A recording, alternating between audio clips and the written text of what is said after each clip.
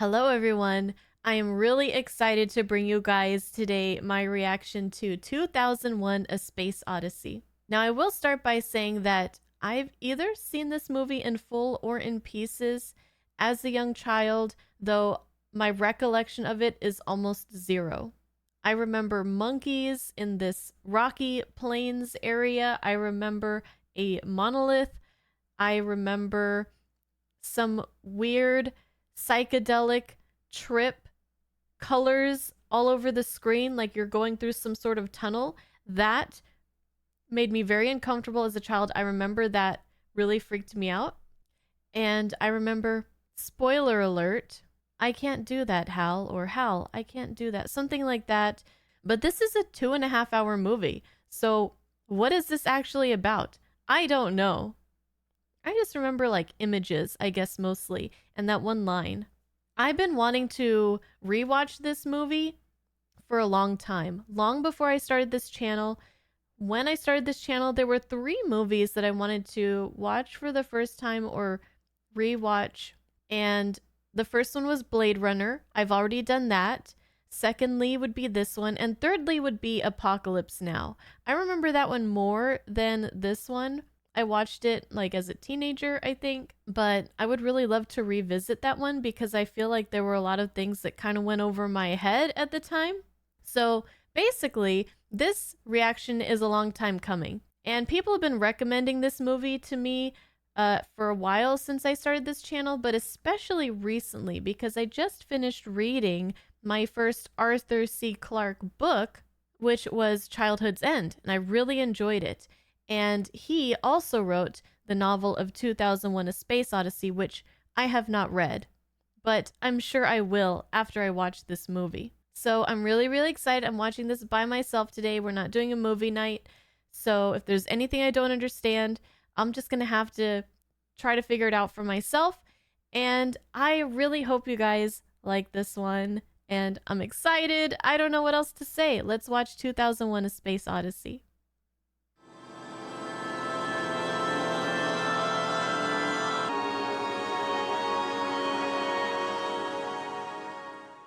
If their intention is to make the viewer feel feel uneasy, they're doing a great job.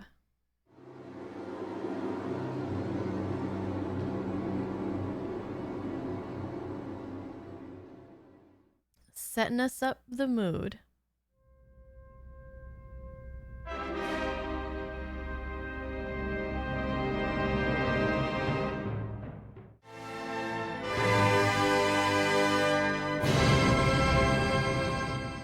I'm so excited for this, actually.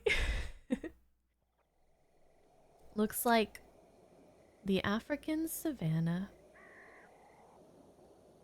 Oh, looks like a human skeleton. There's the monkeys that I remember.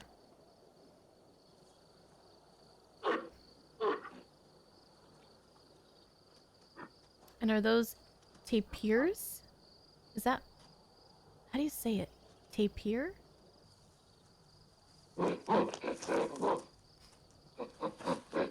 That's my dry ass bush. Get your own. Oh! Oh my god. I was about to say, this is like nice and peaceful. I'm liking it, and then my volume might be a bit too loud. You guys might be able to hear that through my headphones. Oh, it's peaceful again.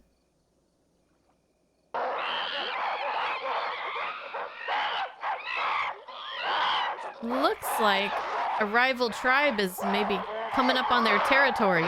Oh, they're maybe fighting over the watering hole.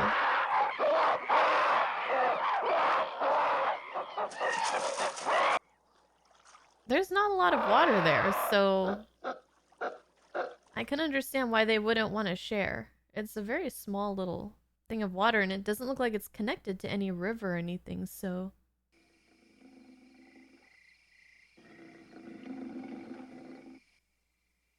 I just keep waiting for David Attenborough's voice to chime in.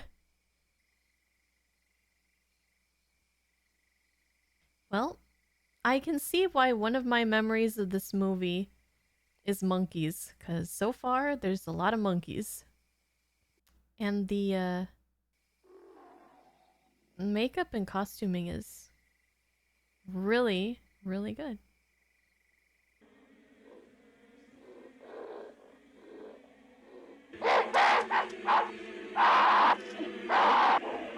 Oh, there it is. Where did it come from? I mean, it looks man-made, but this is like prehistoric. So, is it aliens? Now, the reason that I remember this monolith, I think, is because, just for one reason, my brother, I remember him showing this scene to me, and he was trying to explain something about it, and I didn't really understand. But from what I remember, he was saying something like they gained knowledge from this thing. Like, this was like a turning point that set them off into becoming different from the other animals around them or something. But I never really got that. And I don't know if I will watching this again, but we'll see.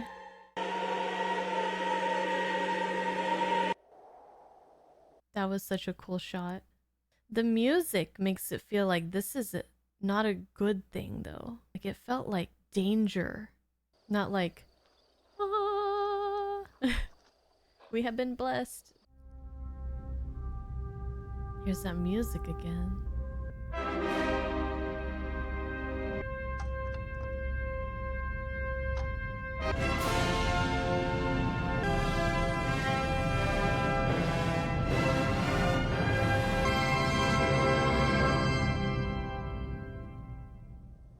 The first tool?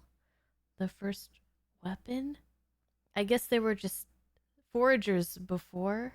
Now they can hunt? It doesn't look very appetizing though, does it?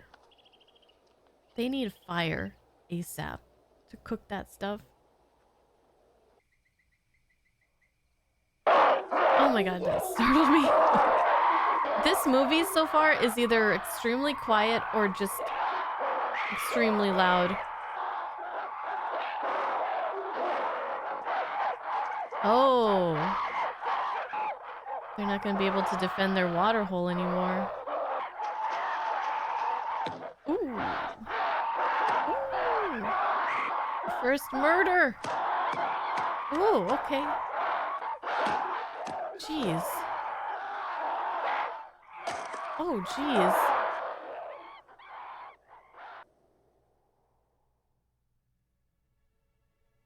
What a cool transition. Went from that to this. It is interesting because, like, gorillas in the wild, they have, you know, hands like ours, opposable thumbs, but I don't think they use weapons like that, even though, like, physically they're capable.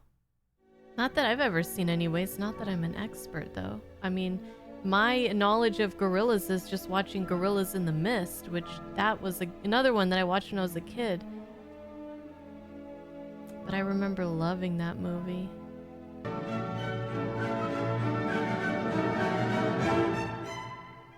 I feel like I'm watching Fantasia in space.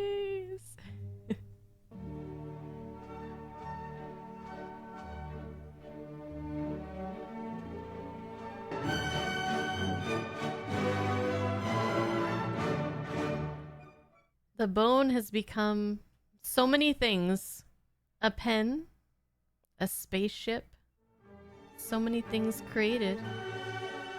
Grip shoes.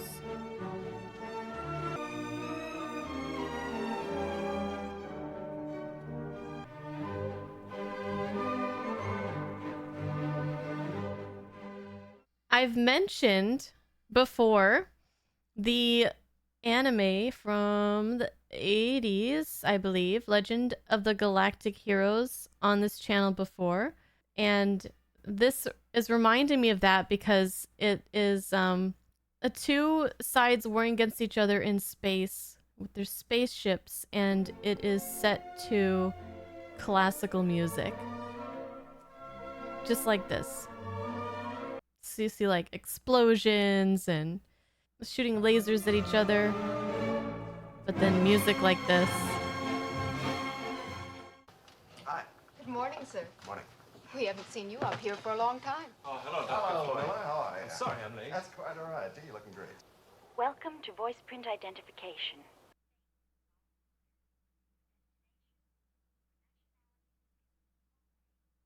Moon, American, Floyd, Haywood R.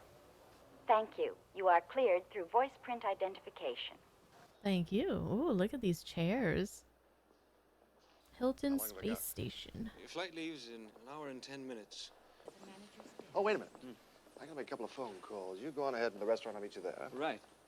Picture phone. Hello. How are you, Squirt?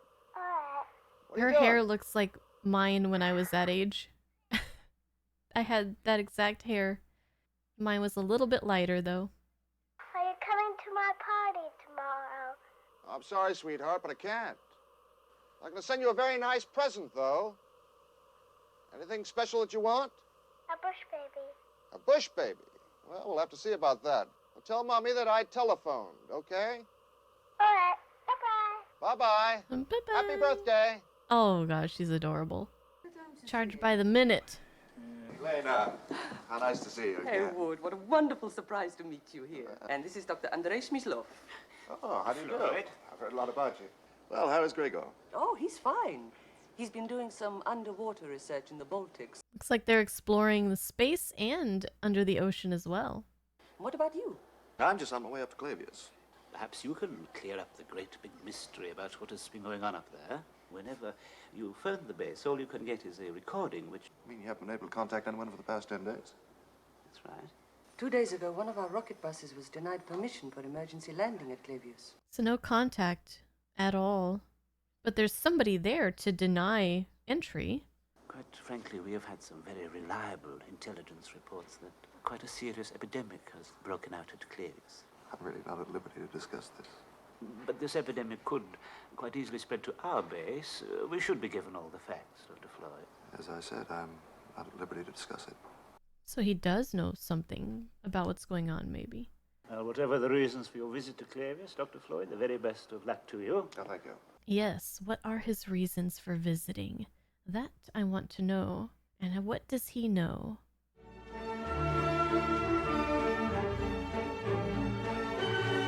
Again, what a beautiful shot.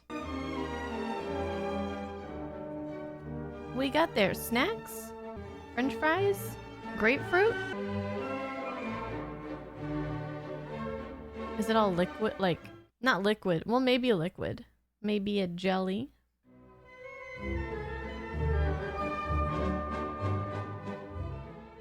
Seems quite difficult to get around. Is she gonna walk on the... That is so cool.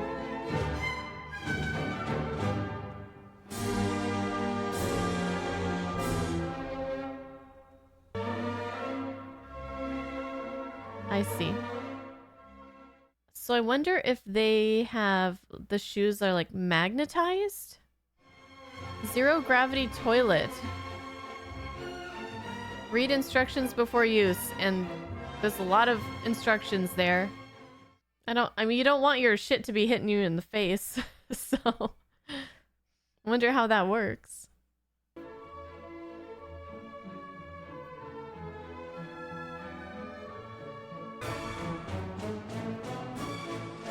This is so visually interesting. And with the music,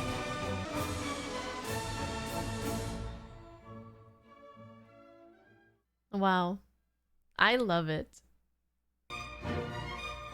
Wow, look at this. Oh, here comes the little space shuttle. So he's not being denied entry.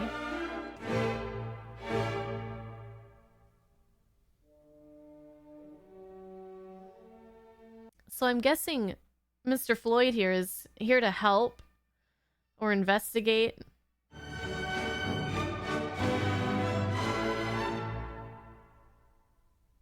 I think I need a behind the scenes of this, the making of. I'm guessing this is like a model that they've made. And then they green screened in the little people. And before the briefing, I know he would like to have a few words with you. Dr. Floyd? Well, nobody here seems sick or distressed. First of all, I bring a personal message from Dr. Howell, who has asked me to convey his deepest appreciation to all of you. And, of course, his congratulations on your discovery, which may well prove to be among the most significant in the history of science. I know there have been some conflicting views held by some of you, more specifically your opposition to the cover story. You give the impression there's an epidemic at the base. Oh, it's a cover story. I found this cover story personally embarrassing myself. However, I accept the need for absolute secrecy in this. Well, I think that's about it. Any questions? Yeah, what's going on? What'd they discover? Thank you.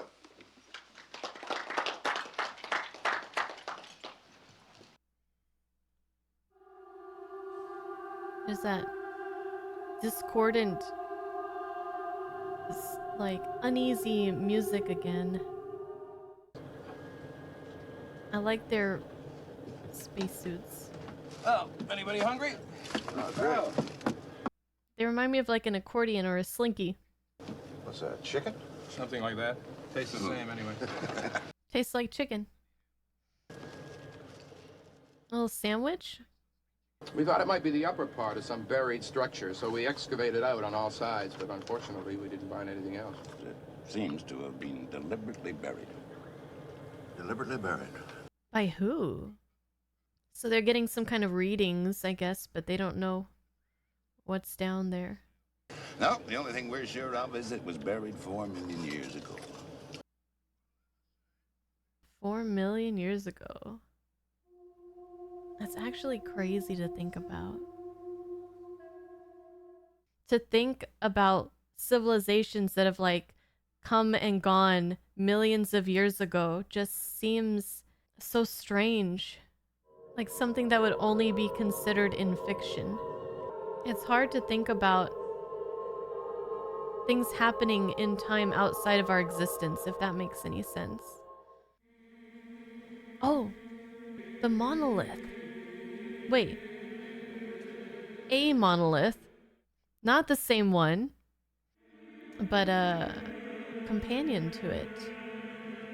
Because the other one was on Earth, I presume. Maybe it's some sort of communication device. Like they communicate, they send data back and forth to one another.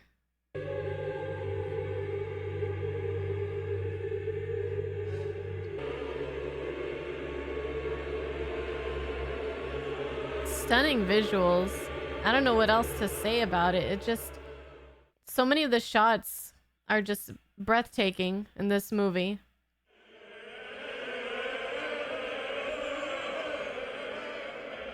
So they don't even know what it is, where it came from, but I guess this is a big discovery just due to the fact that it's the first time that they found some sort of evidence of a civilization or other intelligent life aside from humans.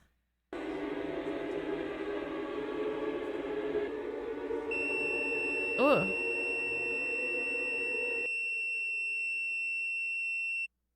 Jupiter mission 18 months later.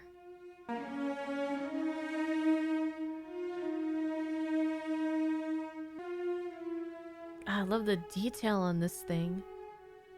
Oh, that looks so cool.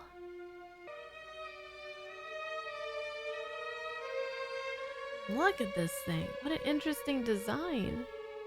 So I wonder if 18 months ago they had been to Jupiter.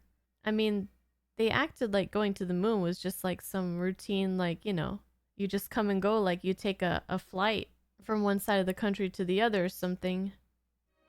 Or did the discovery of this monolith give them like a boost to their intelligence or whatever that thing did for the monkeys?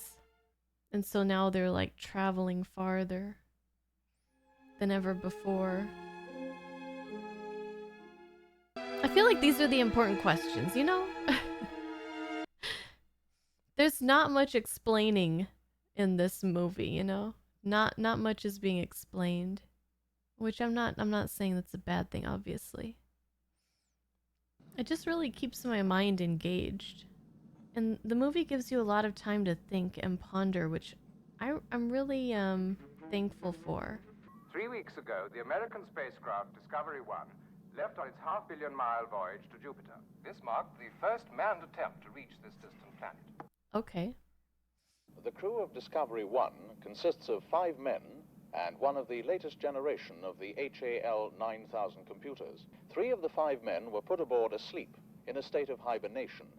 We spoke with Mission Commander Dr. David Bowman and his deputy, Dr. Frank Poole. How's everything going? Marvelous. We have no complaints. The 6th member of the Discovery crew was the latest result in machine intelligence, the HAL 9000 computer, whom we learned one addresses as HAL. My memory was wrong then. You're the brain and central nervous system of the ship. Does this ever cause you any lack of confidence? No 9000 computer has ever made a mistake or distorted information. Foolproof and incapable of error. Hal, despite your enormous intellect, are you ever frustrated by your dependence on people to carry out actions? Not in the slightest bit. I am putting myself to the fullest possible use, which is all I think that any conscious entity can ever hope to do. Well, it's pretty close to what you said about him earlier. He is just like a 6th member of the crew. Really just as another person. When I asked him about his abilities, I sensed a certain pride in his answer about his accuracy and perfection. I sense that too. Well, he acts like he has genuine emotions. But as to whether or not he has real feelings is something I don't think anyone can truthfully answer. So, I was thinking the computer was talking to Hal. I can't do that, Hal, but it's not. I think now that I think about it, I think it's Dave. I can't do that, Dave. Excuse me, Frank. We've got the transmission from your parents coming in. Would you put it on here, please? Take me in a bit. Certainly. Hello, Frank. Happy birthday, darling. Happy birthday. Many happy returns of the day.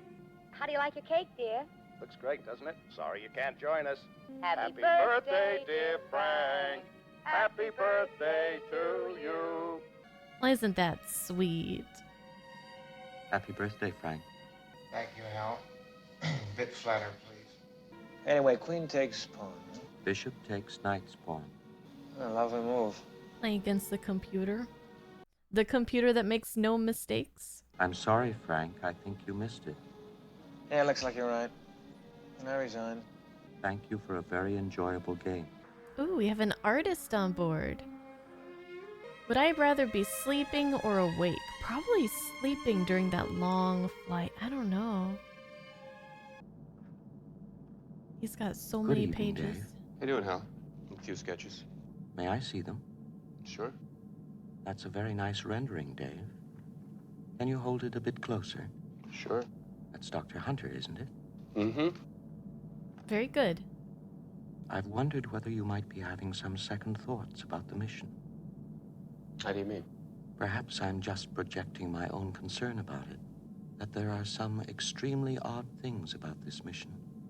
Rumors about something being dug up on the moon. I find them difficult to put out of my mind. You're working up your crew psychology report. Sorry about this. I know it's a bit silly. Just a moment. I've just picked up a fault in the AE-35 unit. It's going to go 100% failure within 72 hours. Well, then I suppose we'll have to bring it in, but first I'd like to go over this with Frank and get on to mission control. So the monolith on the moon is still under wraps, even after 18 months. I wonder if they're still using the epidemic story. So the AI here is growing suspicious about this mission. And the 3 that are in hibernation had special training, so maybe they know what the real purpose of this is, and these 2 don't, and the computer doesn't? But why wouldn't the computer know?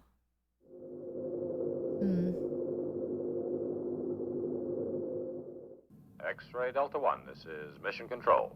Roger your plan to go EVA and replace Alpha Echo, a 3-5 unit, prior to failure. Prepare B-pod for EVA, Hal. Open the pod doors, Hal.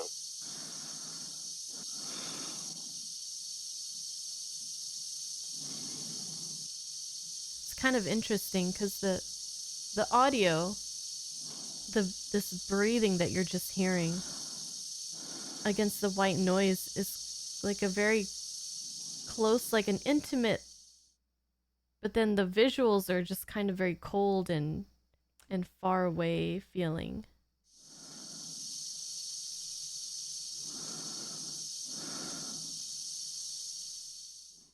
These two guys must have had to go through such extensive training to do all this. Like, if anything breaks down, they have to be able to know how this thing runs, how to fix things if things go wrong. They have to be knowledgeable about every component. This is... I would not do that. People have asked me if I would go into space, and I feel like it would be an amazing experience, even just out of the atmosphere, to just kind of like look at Earth from space. But to leave the ship and just be floating out there, I can say 100% I would never do that. Like, go to space in a spaceship, maybe. This, no. But yeah, it kind of brings me to think about all the training that real astronauts have to do. There's so many things that they have to train physically, mentally, their knowledge. I know they have to train like in zero gravity and all the technical things. Definitely is something not just anybody can do.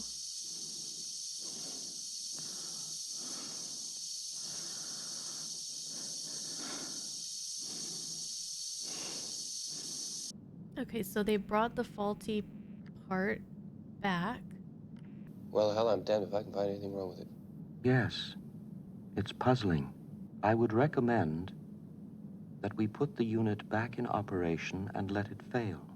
It should then be a simple matter to track down the cause. We can certainly afford to be out of communication for the short time it will take to replace it. That doesn't sound like a good idea. We should advise you, however, that our preliminary findings indicate that your onboard 90000 computer is in error predicting the fault. Is he at fault or is he lying? I hope the two of you are not concerned about this. No, I'm not, Hal. How would you account for this discrepancy between you and the Twin 9000? It can only be attributable to human error, and it has always been due to human error. Are you certain there's never been any case of even the most insignificant computer error? None whatsoever, Frank. Quite honestly, I wouldn't worry myself about that. Well, I'm sure you're right, Hal. Fine. Thanks very much. I'm having a bit of trouble with my transmitter and C-pod. I wonder if you'd come down and take a look at it with me. See you later, Hal. Bye. Is there any part of the ship that they could go where Hal doesn't hear them? Is that what they're trying to do right now? Well, I've been getting some interference on D channel. We'll have a look at it. Open the door, Hal.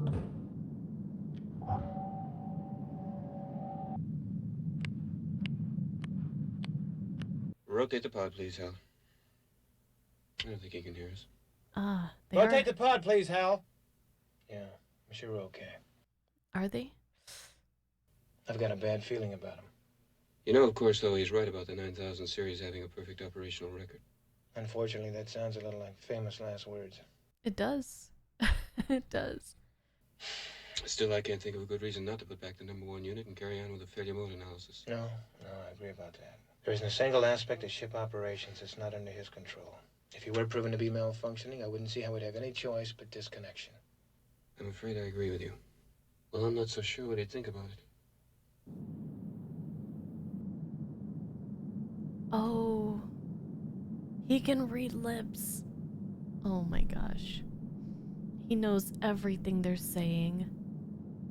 Intermission.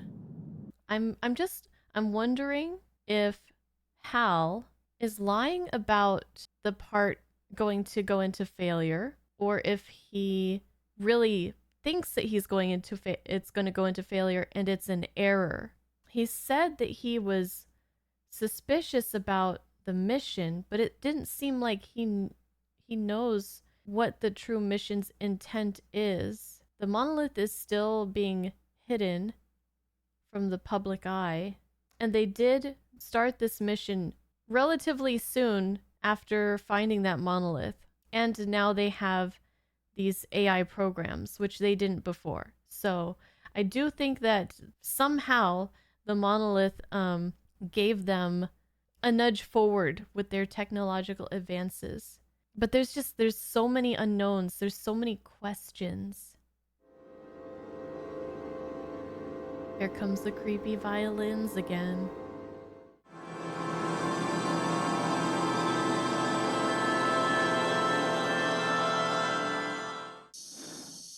Okay, so the breathing is back. Seemed pretty calm breathing last time.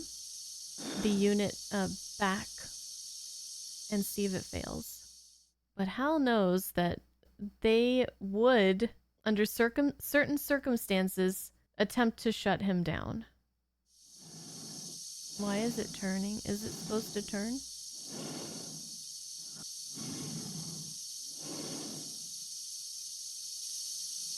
I don't think it did that last time. Oh my gosh. Oh!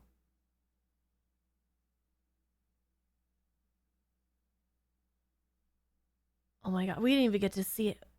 What happened exactly? I did not expect to see him flying across that screen like that. That was shocking, even though I knew that that thing was gonna try to harm him or whatever. Oh my god. Reggie, Pod 3 VA, Hal. Do you have a positive track on him? Yes, I have a good track. Do you know what happened? I'm sorry, Dave. I don't have enough information. I don't know if you should go in there. It looked like some kind of tube was loose on Frank's. It was Frank, right? On his, like, he's probably out of oxygen. He's probably already dead.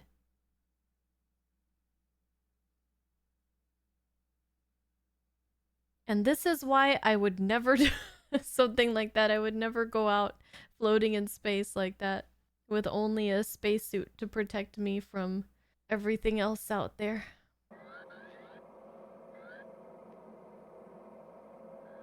This guy's got some very intense eyes. It's amazing how calm they can remain in these high stress situations. Like, I'm sure he's feeling all kinds of emotions right now, but he's really keeping his cool. Just doing what needs to be done. No theatrics, just my dude's out there, he needs help, and I'm gonna go get him. Not even a second thought about his own safety or anything. Poor Frank. He just had a birthday.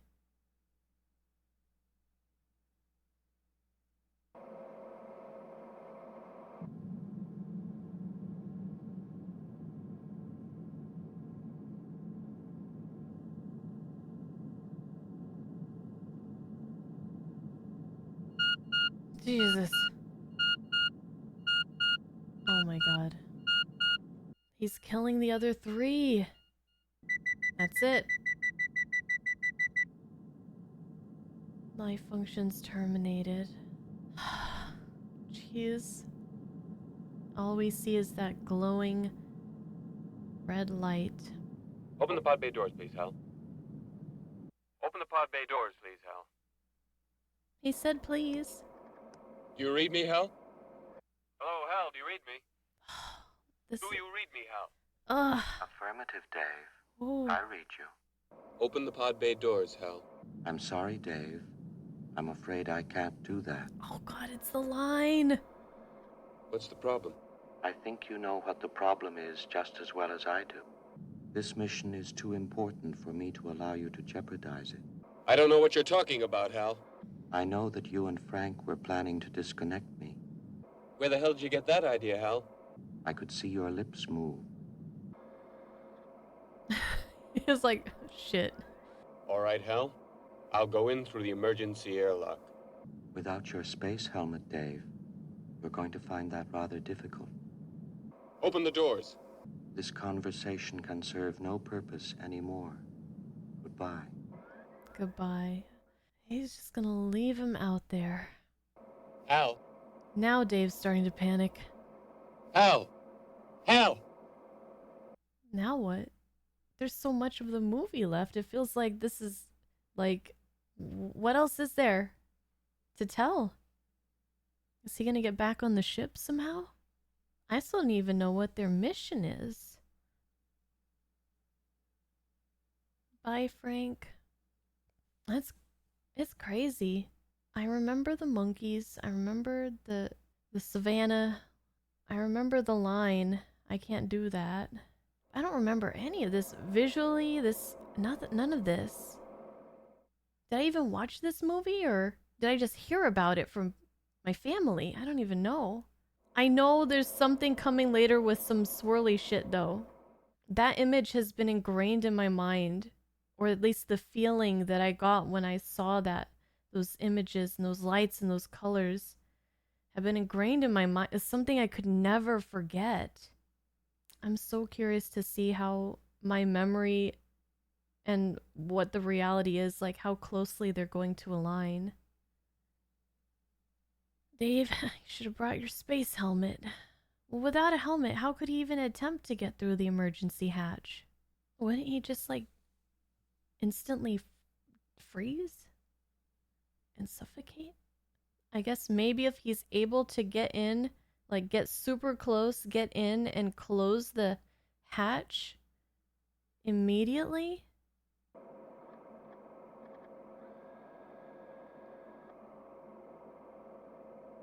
Even when he gets on the ship, how's he gonna fight against something that has control over every system? He could just turn off life support, right?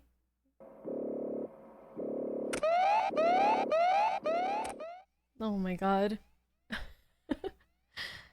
The tension is...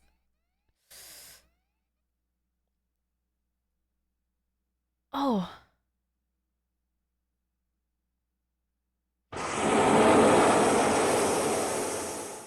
Whew.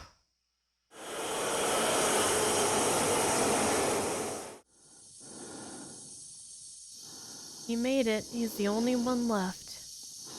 Just what do you think you're doing, Dave? Is he gonna be able to shut him down? I don't know. Oh my god. I really think I'm entitled to an answer to that question. I think you lost all your rights after all the crap that you pulled. Dave does not owe you anything.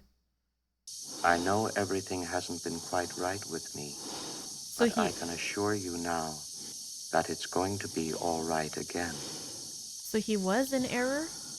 I feel much better now. I can see you're really upset about this. So he has air supply. Even if life support systems were shut off. I think you ought to sit down calmly, take a stress pill, and think things over. I know I've made some very poor decisions recently. That's an understatement. Whoa. That my work will be back to normal. Unfortunately, nobody can trust you anymore. Even if you fully believe that you are infallible from this point forward, your word cannot be trusted. Stop, will you? Stop, Dave. Will you stop, Dave? So Hal is more helpless in this particular situation than I thought he would be. I thought he could, like, lock all the doors. I'm afraid, Dave. Things like that. I'm afraid.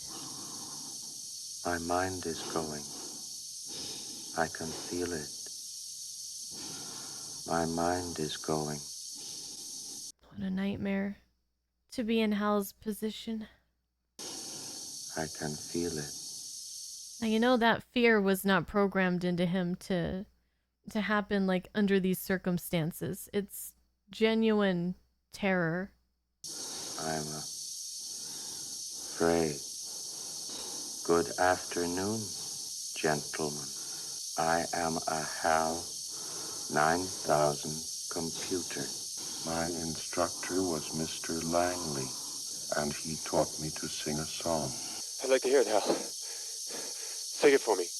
Daisy, Daisy, give me your answer do. All for the love of you. Good day, gentlemen. This is a pre-recorded briefing. What? Of the highest importance has been known on board only by your HAL 9000. The first evidence of intelligent life off the Earth was discovered. Radio emission aimed at Jupiter, its origin and purpose, still a total mystery. So it was communicating with Jupiter, so maybe that's the origin. Jupiter and beyond the infinite. That was, wow, that was haunting. The death of Hal. He was afraid. So we're investigating what is receiving this signal. I really thought the computer was gonna win. I don't know why. It's just floating out there? I thought it would be on one of the moons.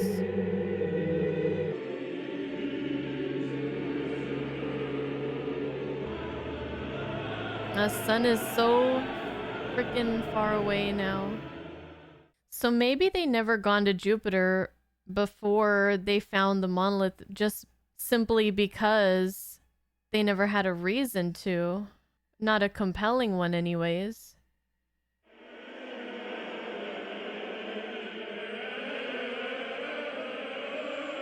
It sounds like hell. I don't know how else to describe it. The music with the voices.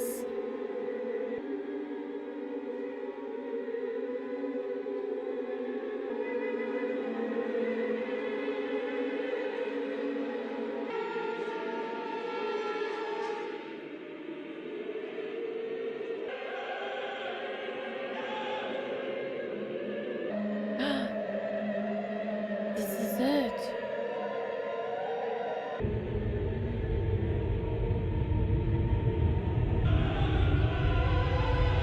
This is it.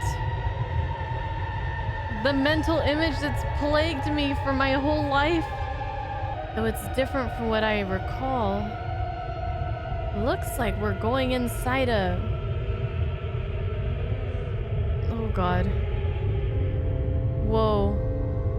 Looks like we're going inside like a like a motherboard, or I don't know, like a circuitry or something.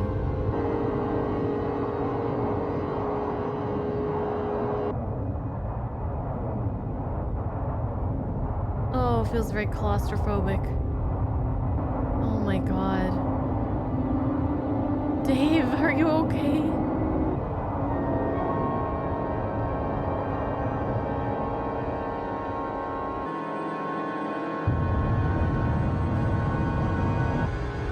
Something.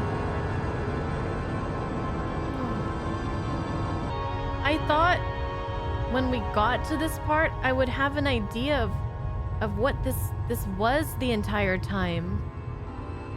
This memory that I had of this really trippy part. But I don't know where we're going, why we're going.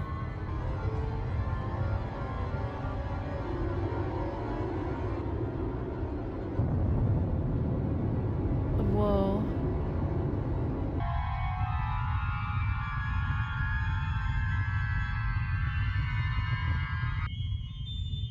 Almost looks organic, like a organ or jellyfish.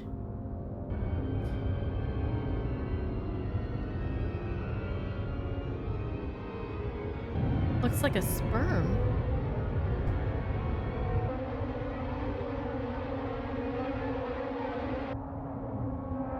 Are those spacecrafts? What? I can see why this freaked young child me out. It's freaking me out now. The planet and the moon and moons and everything aligned the monolith, and then did we go somewhere inside of some sort of wormhole or... Oh. Are we traveling through space, through time? Are we just staying in one spot? Is this all just in his head? I don't even know. It looks like the place where we first saw the monkeys.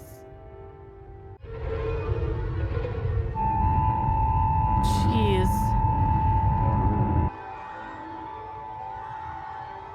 Water? I'm pretty sure my heart rate is elevated right now. Can we check in on Dave? Is Dave okay?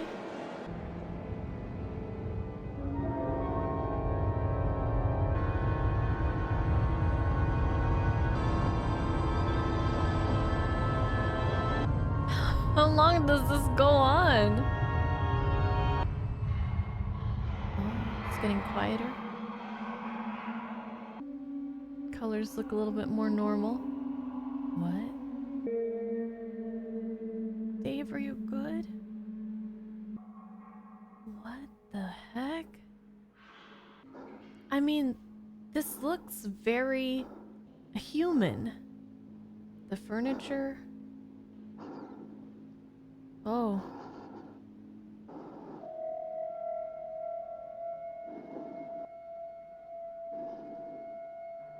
What?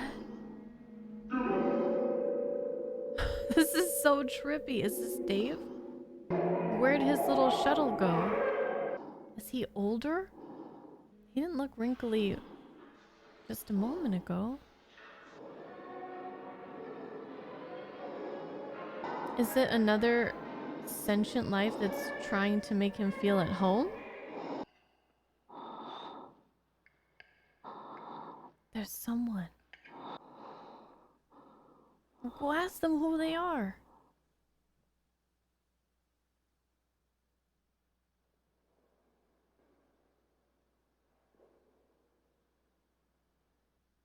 I see wheels? Is there a wheelchair?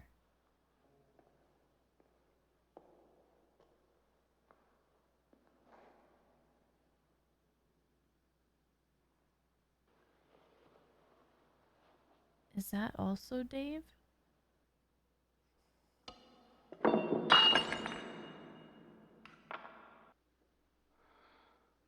What? Who's that? Is that Dave too? It's like Dr. Seuss. Too many Daves.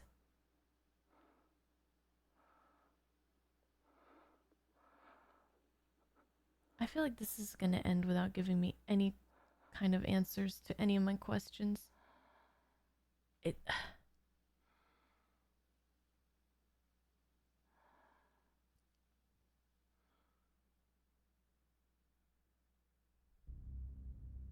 Are you Dave too?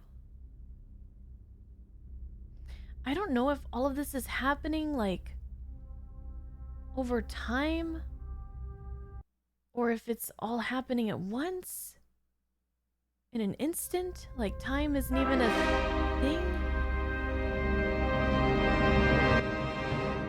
Okay, we're back to the moon and Earth. Maybe not Earth. Is that Dave too?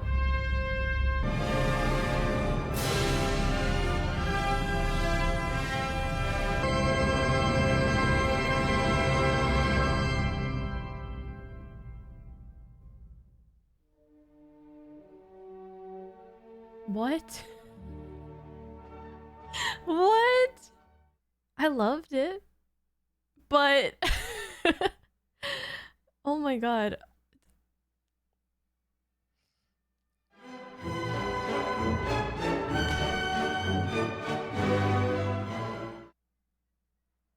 Gary Lockwood!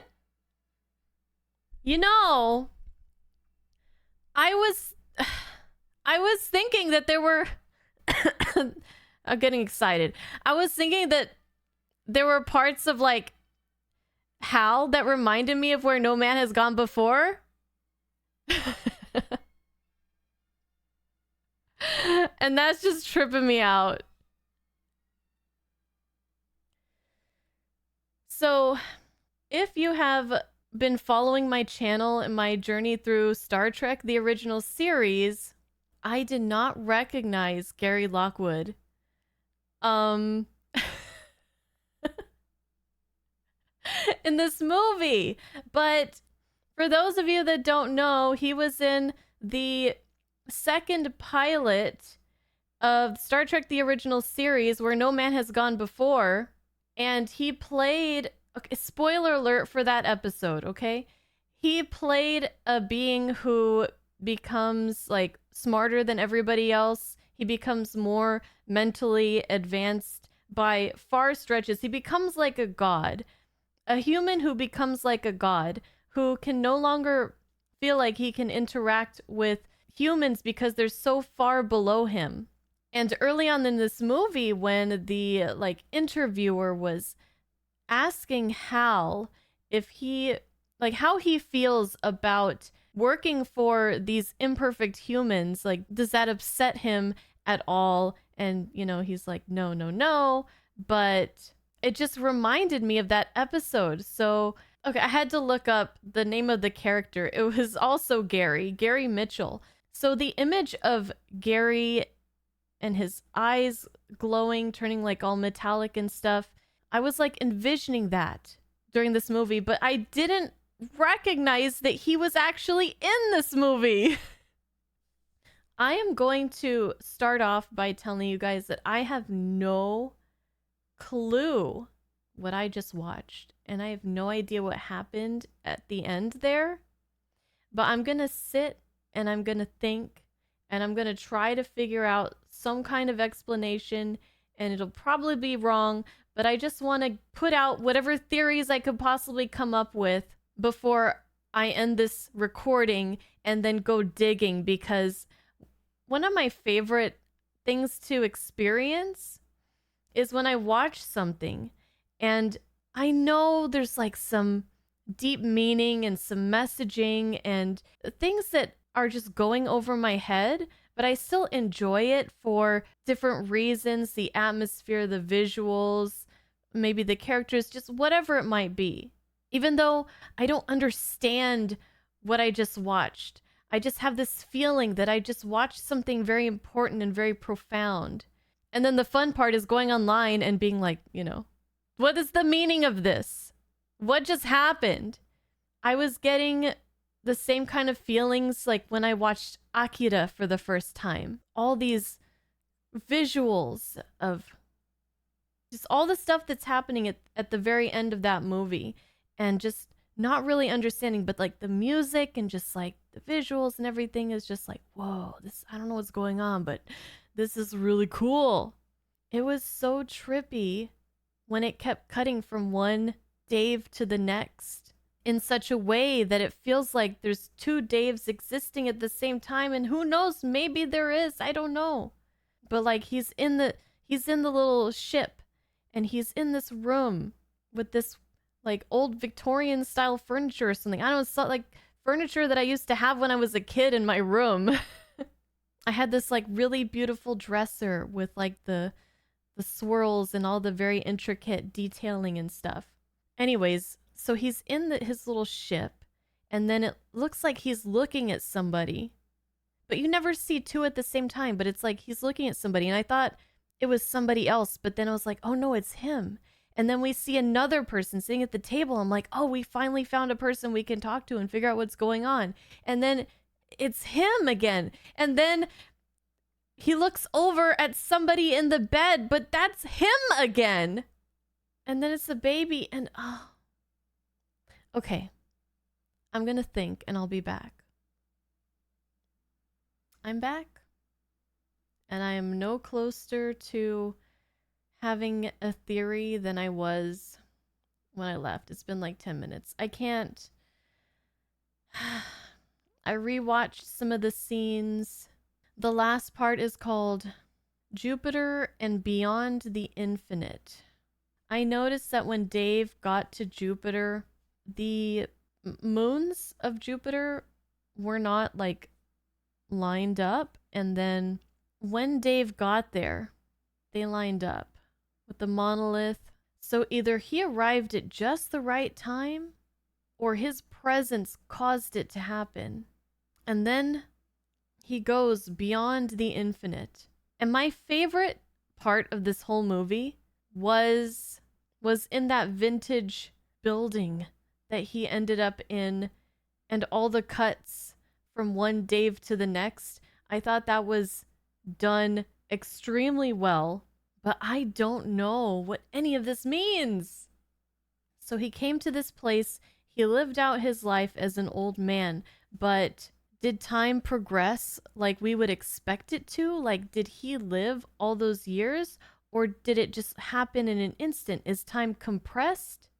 And then he's reborn as this baby. And then we see what looks like our moon and a planet, a new planet? The birth of a planet? Is he a god? Does he create this planet? What are the monoliths? Who put them there? Were they meant for humans? Or are they just left over from some civilization and they have no real purpose anymore?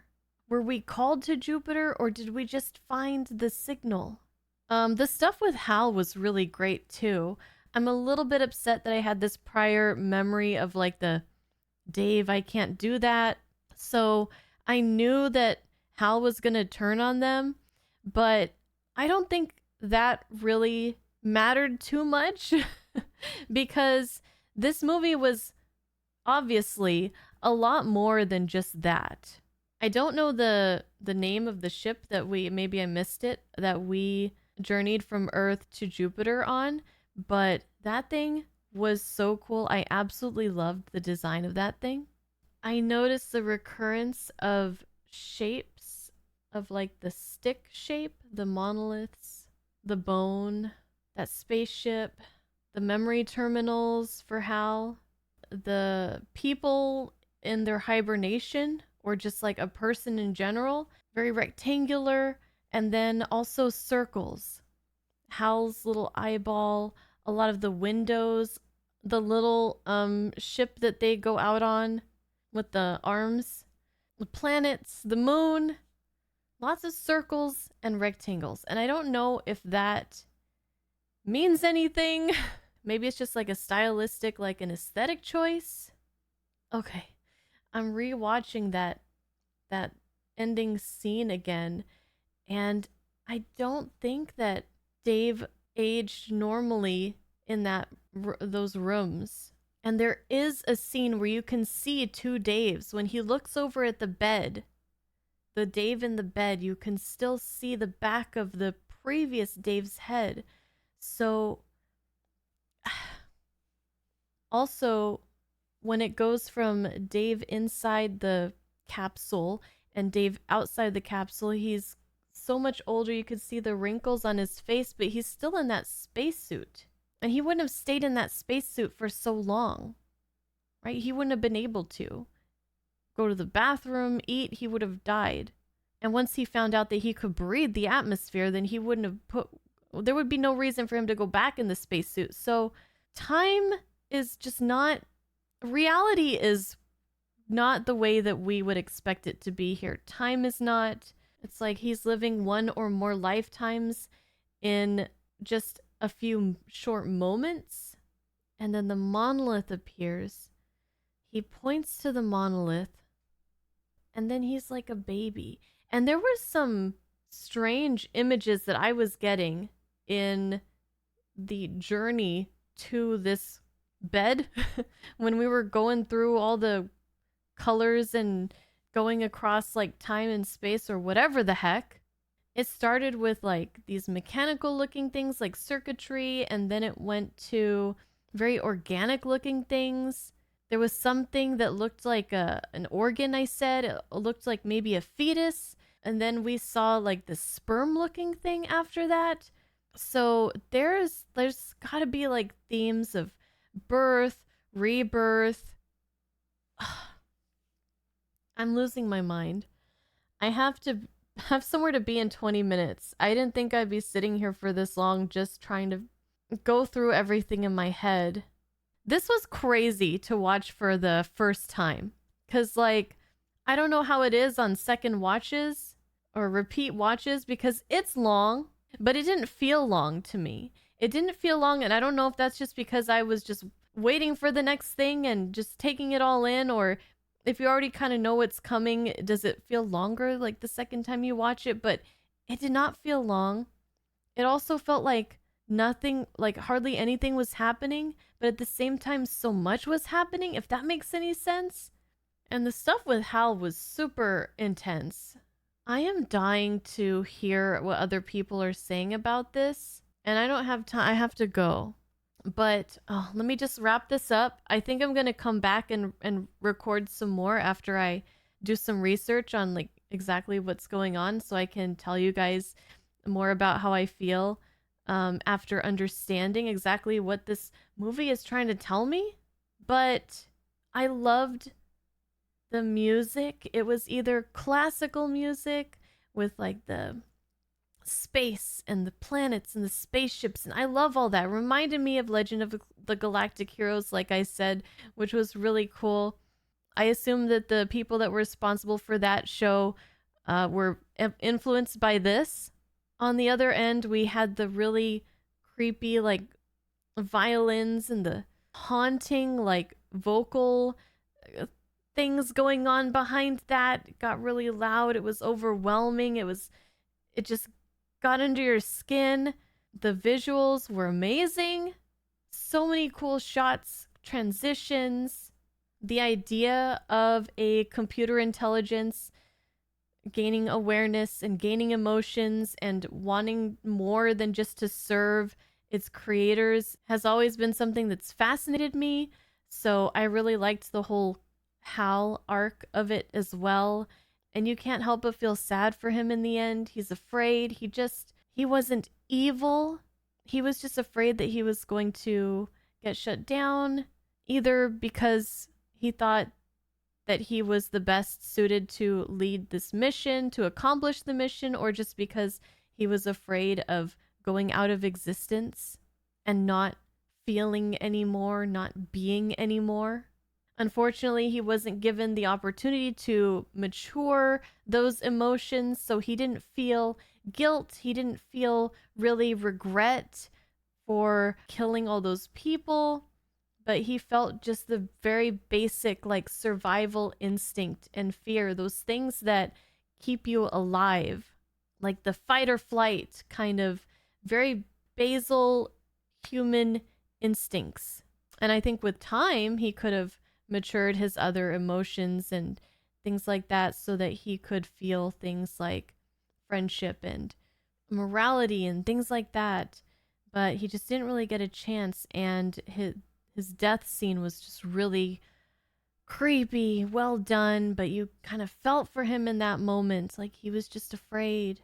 And then the stuff at the end where we go to Jupiter is such a mind trip visually. There's so much going on. It's confusing, but it's awe-inspiring. And I do believe that Dave turned into some godlike being. Was he the one that created the monolith? Is this some kind of infinite time loop, or time folding in on itself and just not moving in a straight line? Or was it just humans, the humans before, that created them and put them there? I don't know. I have to go. Thank you guys for watching. I may or may not be back with more thoughts, but I hope you guys enjoyed this. I don't even know what this movie was. I don't know what this reaction's gonna be like. I don't know anything. I feel like it's difficult to get back to like my day-to-day life after this. I want to stay consumed in this world and take it apart and figure it out. But I can't do that right now. I'll see you guys in the comments, and thank you for being here. Goodbye. I just wanted to come back really quick and say that I did go online. I looked up some stuff about what exactly was happening in 2001: A Space Odyssey, and I saw a lot of back and forth discussions, some theories, and although there is supposedly an interview that got released at some point with Stanley Kubrick about exactly what was going on in the plot, especially at the end there. I really like the idea of the movie leaving a lot of things unanswered, and the audience, whoever is watching it, gets to fill in the blanks for themselves, get to try to decide for themselves what they think is going on. And if you never really get answers, it's gonna keep you thinking about it and wondering. So I think I'm just gonna leave it at that. I don't think there's anything else more that I want to add to it right now. I think this movie was excellent the way it was. And even if that interview of the explanation never came out, I think I would have probably preferred it that way, for it to just be left open to interpretation by each individual person. And they get what they get out of this movie on a personal basis. So that's all I wanted to say. I thought I was going to have more stuff to add, but I actually don't want to add anything else. I think it's better to just leave it out how I thought and move on to the next movie when we get to 2010. So thank you guys, and goodbye.